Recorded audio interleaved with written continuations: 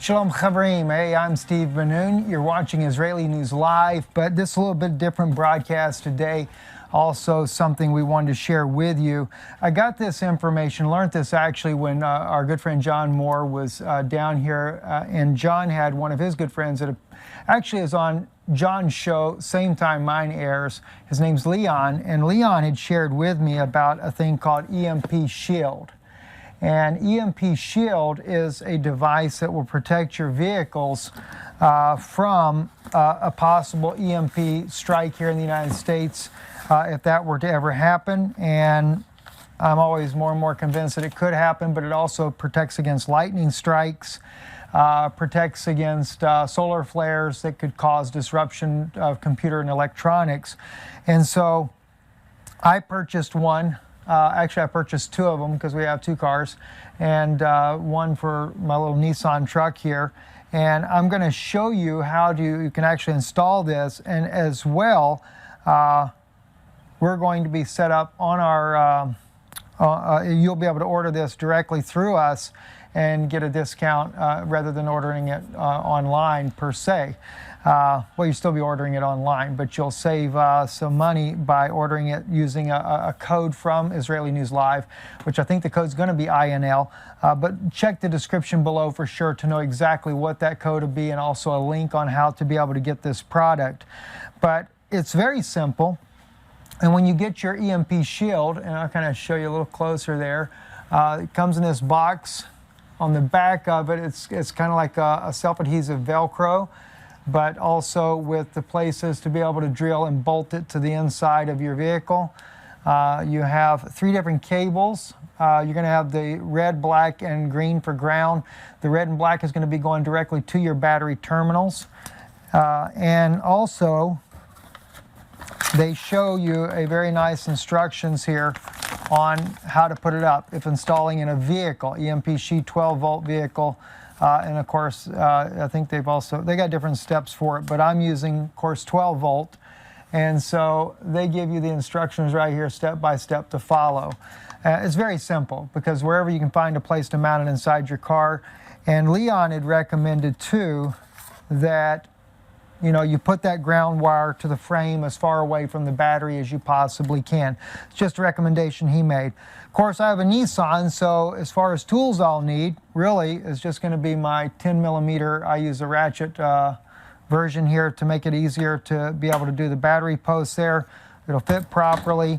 And I also have my, my cordless drill here to be able to run some self-tapping screws to help not just that self-adhesive Velcro, but to be able to really make sure that this thing stays in place in the vehicle as it bounces around. So anyway, let's get started. So I started only just using the self-adhesive Velcro there. I'm going to take and attach my wires, get it to where I know I want it to be at.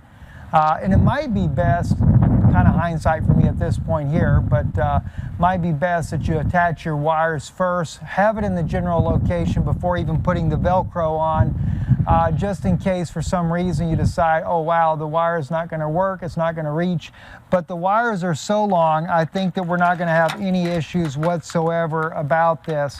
And of course, always remembering your hot and your ground wires here, keeping those separated when you begin to attach to your battery so you don't have any firework display for yourself. So first thing I'm working on is getting that green wire down to the chassis of the vehicle. And as Leon had suggested to me, making sure that ground wire is the furthest away from your battery as you can possibly get it.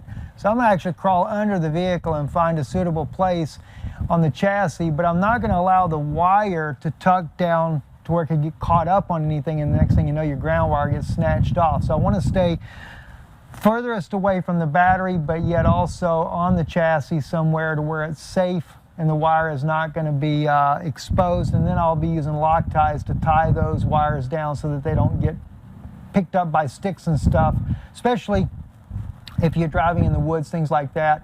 That's why I have this little Nissan truck here, is so that I can, you know, it's got four-wheel drive. That way if we have to be off-road somewhere, you're not going to get caught up in the brush. Okay, so the first thing I did is I got that ground wire secured, and I did it to the frame. Now the instructions doesn't necessarily recommend that you have to do it to the frame. They say you can even connect it to where the ground wire goes with the battery. But Leon had made that suggestion, so I just took his suggestion. And I also made sure, because if you're going to attach it to your frame, especially if you're going into the chassis beyond the engine, you got to keep in mind the exhaust normally might be going down that side of the vehicle as well. So I made sure I kept the wire strapped using lock ties. Well, I got a bag of them right here. I took some lock ties and tied those rascals down, the wires. Also making sure that there were no, of course, lock ties, for those of you who don't know what a lock tie is, making sure that none of the wire would be anywhere near the bottom of the chassis that could get caught up by brush and break it, and then the next thing you know, you're not being protected. I don't have any wire left. I only had just this little bit. I'll end up connecting that to something that has not got extreme temperatures. That's another issue too. I just don't want my wires to be around the extreme temperatures that could melt it, cause it to ground out, something of that effect there. So the next thing we're going to do is we're going to connect it to the ground post and then to the positive post, and that's what we'll start on now. For me, I'm using metric because I do have a Japanese vehicle here, so always make sure you have the right size socket if you're 10 millimeter or 7/16 half inch, depending on American make, things of that nature there, because you don't want to, last thing you want, strip out your battery post. You know, and I'm sure if you have a local mechanic, they could do this, get this done for you. It'd be done exactly according to the instructions, because I'm sure there's going to be many women also that may not be mechanically inclined.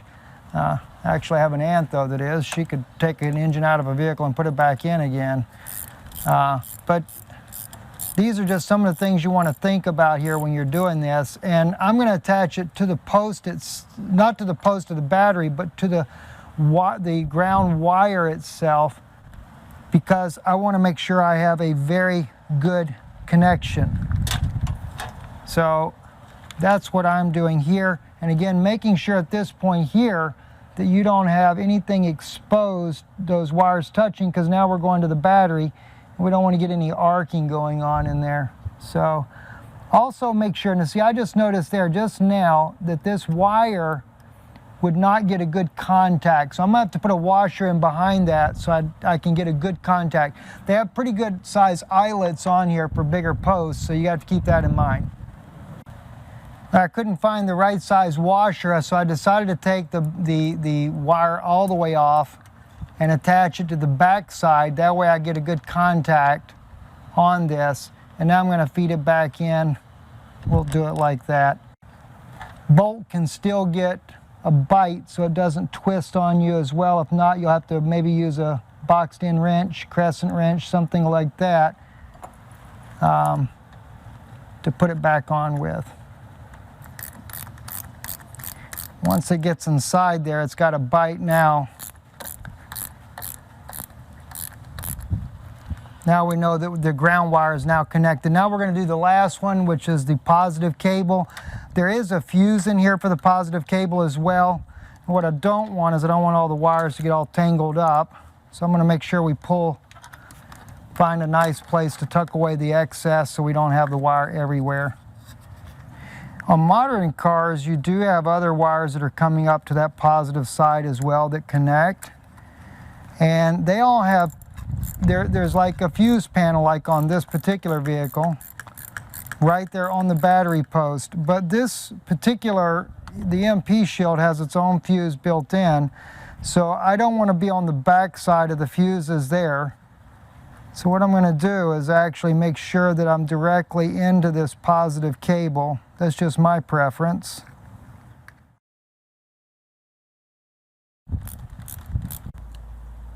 Now, one of the most important things is that when this thing is installed, you should get a green light pop up on your EMP shield, and we have a green light. So we're going to finish tucking away the wires, show you that little step there, how I'm going to do it anyway, and then we'll take and at the same time we will bolt down that EMP shield so it stays stronger on the firewall of the vehicle. Doing service on the vehicle or something and you don't want these wires to be in the way. So I've found a nice little place here, and I can put it all down in there, and we'll take a Ziploc tie that I already have here. And it's on another wire harness right here. I can kind of attach that together.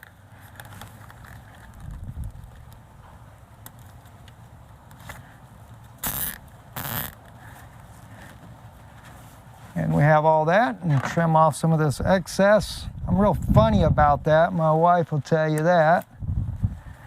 So, got that. And it looks like we are good to go. All we're going to do now is we're going to take and going to drill out a little spot here for this thing to be able to mount it into the frame.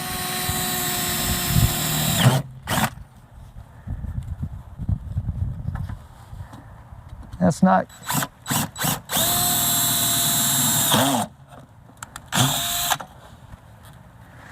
Okay, so I've got that, got the pilot holes there.